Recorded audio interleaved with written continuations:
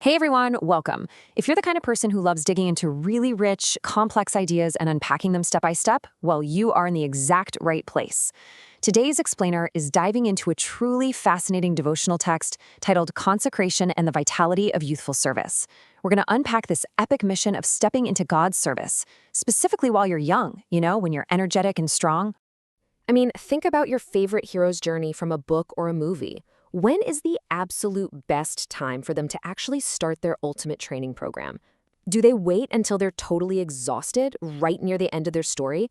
Definitely not. They start when they have the energy to face all those trials ahead.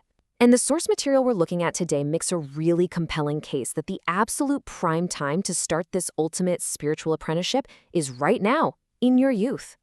And the foundation for this whole concept, it actually comes straight from Lamentations 3:27, which says, "It is good for a man that he bear the yoke in his youth."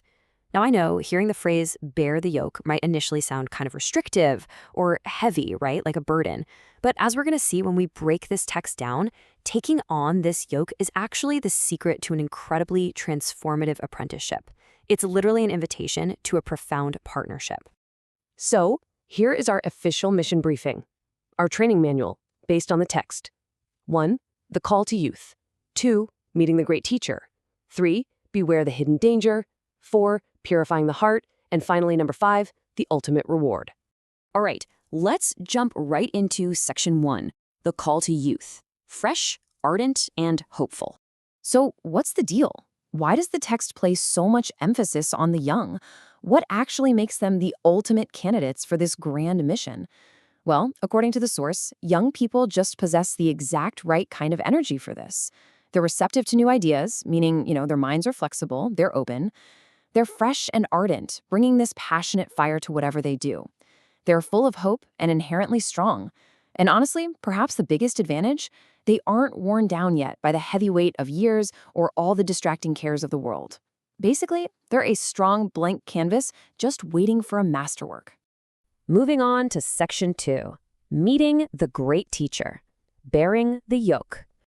Okay, remember that phrase from earlier, bearing the yoke? The text actually defines this, not as dragging around some heavy piece of farm equipment, but as submitting to Christ's restraint and working in direct connection with the great teacher. It is all about teamwork. It's a partnership. And the text notes that once young people actually taste the spirit of this self-sacrifice, they won't be satisfied unless they are constantly learning from this divine mentor. It's truly an apprenticeship of the highest order. And when you enter this apprenticeship, the text promises that you'll experience these new, rich thoughts. It actually maps out exactly how the apprentice's mind and heart level up, so to speak.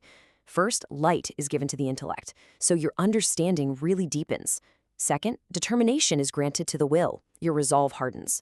Third, tenderness is brought to the conscience, making you far more morally sensitive.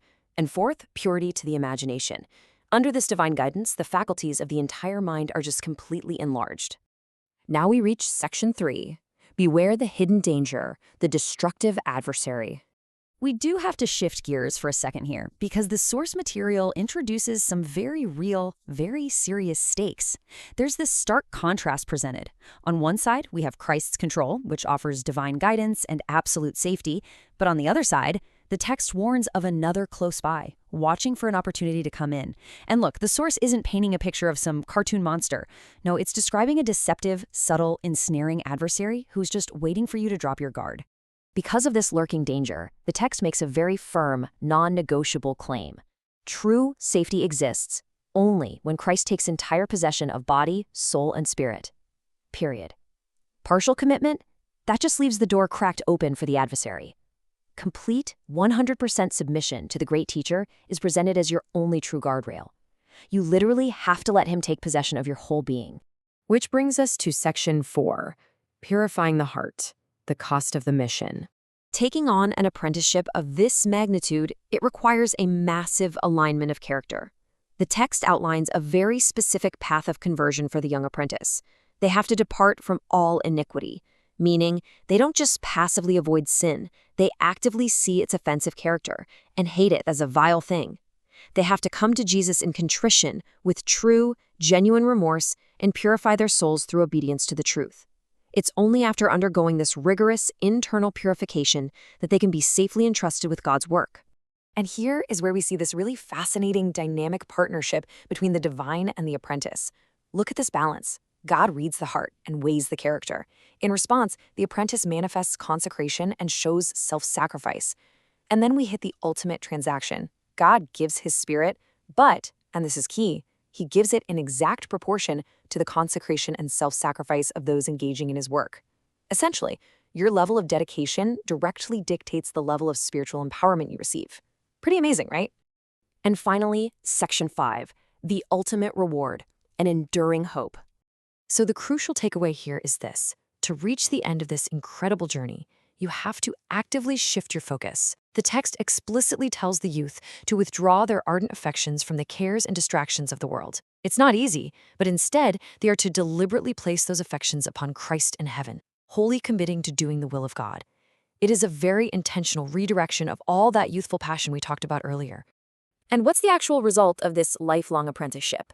Well, the source material wraps up with this soaring, triumphant promise for those who bear the yoke in their youth. It says, "They will have a hope of the better life that is enduring, and they will abide forever, being crowned with glory, honor, immortality, eternal life." You get a stronger mind and a kinder heart right now in the present, and an absolutely glorious eternity in the future.